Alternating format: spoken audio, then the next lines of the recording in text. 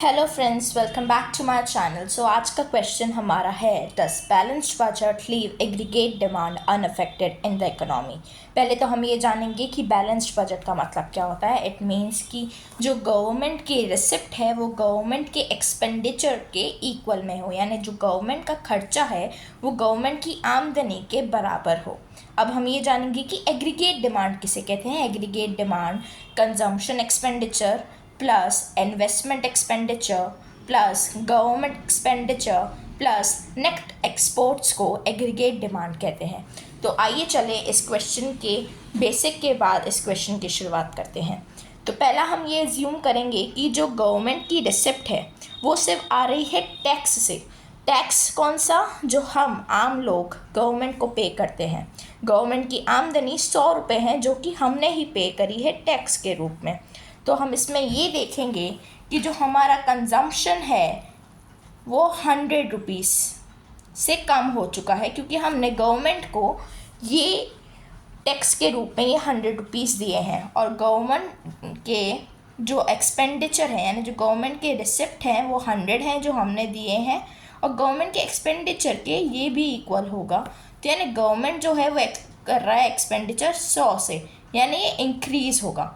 इसके बाद हम ये देखेंगे जो हमने जैसे टैक्स पे किया वो टैक्स जो है अगर हम पे नहीं करते, हम ये सिचुएशन लेते हैं कि हम वो टैक्स पे नहीं करते, तो ये 100 रुपीज़ हम क्या करते? खर्च ही करते ना। अगर ये 100 रुपीज़ अगर मैंने ये टैक्स पे नहीं किए होते तो ये 100 रुपीज़ मैं खर्च करती। और इसके अलावा MPC हम एज्यूम करते हैं।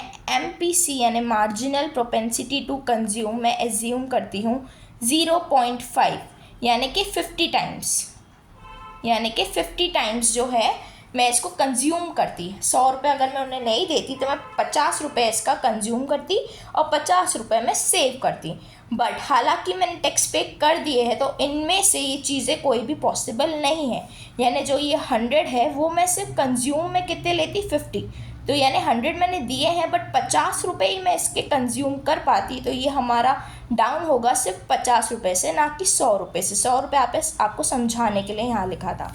50 रुपये खर्च करती, 50 रुपये सेव करती। और एग्रीगेट डिमांड यही बताता है कि आप कितना कंज्यूम कर सकते हो, तो इसलिए सेव के हमने इधर 100 रुपीज़ नहीं लिखे हैं।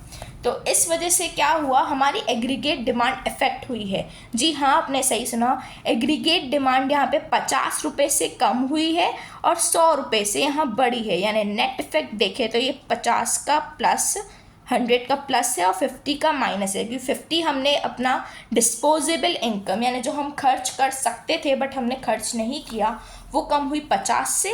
और 100 यानी कि जो प्लस कर सकते हैं, यानी जो गवर्नमेंट अपना एक्सपेंडिचर करेगी, तो प्लस माइनस माइनस यानी 50 रुपीज़ एग्रीगेट डिमांड इससे अफेक्ट हुई है। अपना आंसर भी 50 आया है। ऐसे ही और जानकारी लेने के लिए keep subscribing and supporting your love.